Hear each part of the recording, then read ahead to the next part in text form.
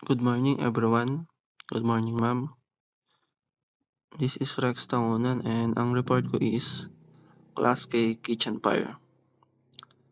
What is Class K Kitchen Fire? Class K, these are materials involved in the kitchen fires.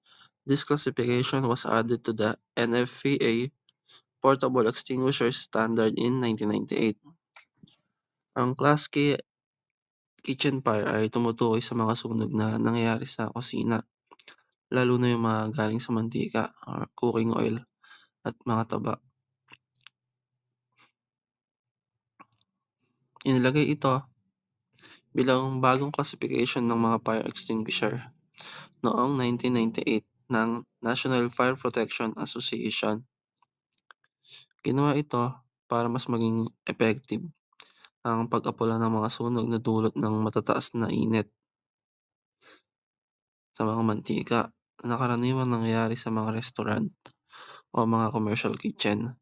Ang mga Class K fire extinguisher ay may special na chemicals na kayang patayin ang apoy ng mas mabilis at pigilan itong kumalat.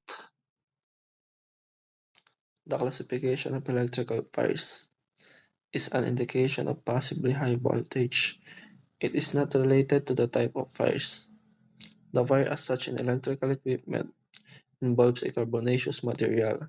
It is appreciated that the presence of live electrical conductors may determine a specific response. Ang electrical fires ay nangyayari kapag may sunog na involved dito yung mga bagay tulad ng plastic or insulation ng mga kable sa mga gamit na may kuryente. Kapag may live wires or kuryenteng dumadaloy, dapat maging maingat sa pag-apula ng sunog dahil pwede itong magdulot ng pagkakakuryente. And hindi rin pwede bastang-basta gumamit ng tubig. Kailangan gumamit ng tamang fire extinguisher, which is yung klasingan na naka-specific siya sa may electricity para safe na maapula yung apoy. In the US system, there is one class for gas and liquids, which require in most cases a different response. Sa US system, may isang klase ng sunog na tinatawag para sa gas at liquids. Ang mga sunog na 'to ay galing sa mga bagay tulad ng gasolina, langis, o gas tulad ng propane. Kailangan ng ibang paraan ng pag-apula dahil mabilis kumalat ang apoy. Ngunit hindi ko gusto yung In both classifications, there is no room for indicating the toxicity, which requires a specific response. Sa mga classification na 'to ay walang sinasabi tungkol sa toxicity o kung gaano kadelikado yung mga materials na kailangan para sa tamang pag-response.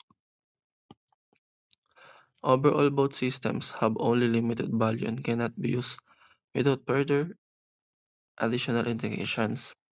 Kaya limitado lang ang mga gamit ng mga sistemang ito at kailangan pa ng dagdag na information para magamit.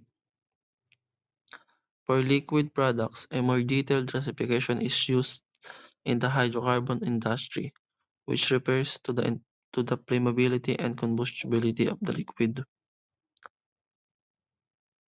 Sa mga liquid products, mas detalyadong classification sa mga hydrocarbon industry na tumutukoy kung gaano kadaling mag-apoy o masunog ang isang liquid. Mahalaga ito para sa tamang paghawak at pag-apula ng sunog. A flammable liquid means any liquid having a flash point below 37.8 degrees and having a vapor pressure not exceeding 276 kPa, 40 psi at 37.8 degrees Celsius, 100 degrees Fahrenheit. Ang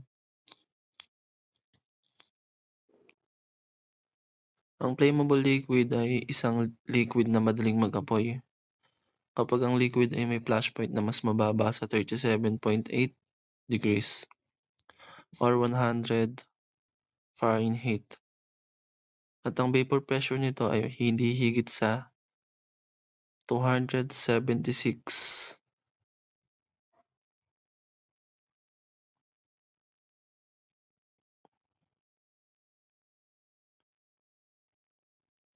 276 kilopascal.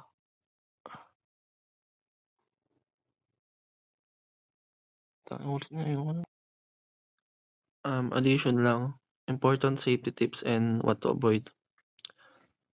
Never use water on a grease fire. Do not try to move a burning pan, it can spread the fire. Keep a fire extinguisher, baking soda or fire blanket in the kitchen for emergencies. What to avoid? Do not panic, stay calm and act quickly. Do not throw flour or sugar. This can act as fuel and worsen the fire. And evacuate if necessary. If the fire becomes uncontrollable, leave immediately and call emergency services.